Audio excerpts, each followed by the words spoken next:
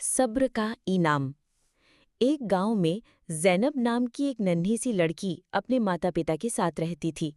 ज़ैनब बहुत समझदार और नेक दिल थी, मगर वो बहुत जल्दी मायूस हो जाती थी।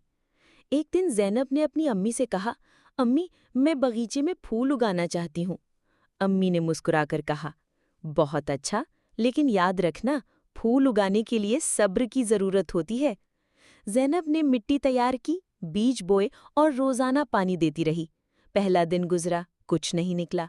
दूसरा दिन, तीसरा दिन, एक हफ्ता, मगर ज़मीन वैसी की वैसी। ज़ैनब ने नाराज़ होकर कहा, ये फूल कभी नहीं उगेंगे। अम्मी ने प्यार से कहा, बेटा, सब्र वो फूल है जो हर दिल में उगता है। अगर तुम हिम्मत ना हारो तो तुम्हें वो फूल भी देखने को मिलेंगे जो औरों को नसीब नहीं होते। ज़ैनब ने अम्मी की बात दिल में बसा ली और रोज़ अपनी कोशिश जारी रखी। 3 हफ्ते बाद एक नन्हा सा अंकुर ज़मीन से बाहर निकला। ज़ैनब की खुशी की इंतहा न रही। कुछ महीने बाद उसकी क्यारी रंग बिरंगे फूलों से भर गई। लोग उसके बगीचे की तारीफ करने लगे।